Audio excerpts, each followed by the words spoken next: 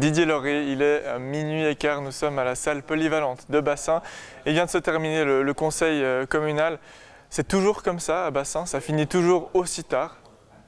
Pas aussi tard, mais dans ces eaux-là, 23h, 23h15, c'est des heures traditionnelles. Là, c'est l'effet un peu post-Covid, donc c'est normal, c'est la rentrée politique, les gens avaient des choses, et puis les sujets qu'on traitait aujourd'hui sont des sujets qui devaient venir au mois de mars. Il y a peut-être que les sujets que nous traitons sont des sujets qui n'existent peut-être pas partout dans les autres communes de notre taille.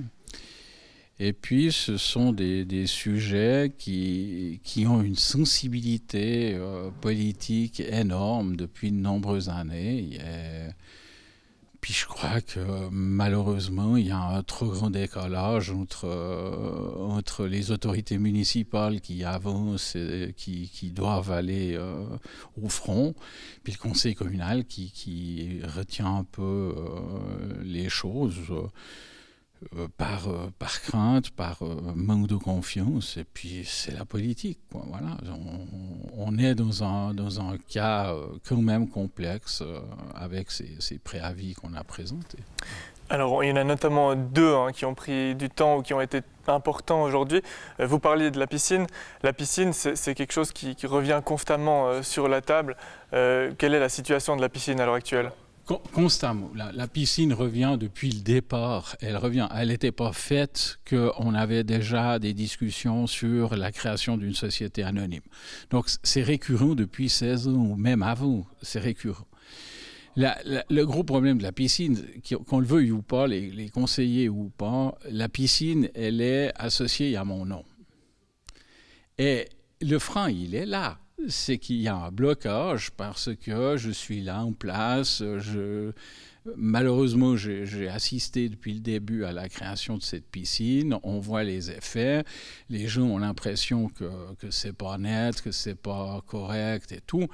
Et aujourd'hui, avec cette piscine, où est-ce qu'on en est ? On parle de quelques 600 000 francs de dette qu'il faudrait rembourser. Qu'est-ce qui a été décidé donc avec cette piscine ? Pas grand-chose, beaucoup de délibérations pour pas grand-chose. Alors, comme la fiduciaire l'a expliqué, c'est pas une dette réellement contre la piscine. Elle a comme caution la commune de Bassin. C'est pas une dette. Il y a pas de dette. C'est zéro. Ce sont des écritures comptables qui sont dedans.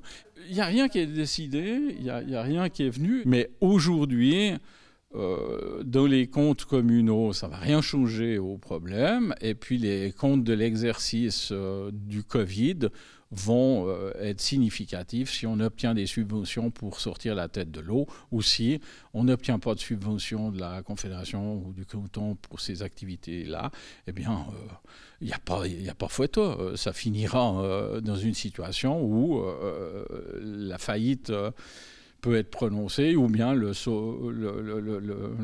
fait que la piscine de Bassin SA soit dissoute ou change de statut pour que le bâtiment reparte à la commune et l'exploitation aquatique parte dans la SA. Il y a eu un second point qui a été aussi assez important.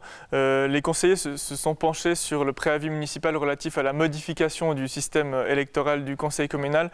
Vous vouliez passer au système proportionnel. Ça a été refusé à 20 voix contre 0. Oui. Mais ça, c'était sans surprise. On savait le résultat d'entrée. C'était, si vous voulez, c'est d'amener la discussion aux conseillers communaux et puis de leur dire, d'ailleurs, j'ai bien vu qu'ils ont interprété les choses d'une façon que nous, on ne voulait pas le dire de cette façon-là. Il faut se poser la bonne question, même dans un village comme le nôtre, si on ne doit pas passer à la proportionnelle, par souci de transparence. Parce qu'à un moment donné, vous ne pouvez pas, en tant que conseiller, demander la transparence des autorités, puis de l'autre côté, avoir pas la transparence quand on se présente sur une liste électorale. C'est juste ça le problème.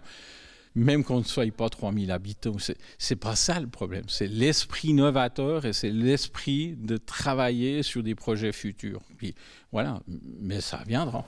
Et quels étaient les arguments justement des conseillers communaux pour dire non, c'est pas le moment, on n'est pas prêt ?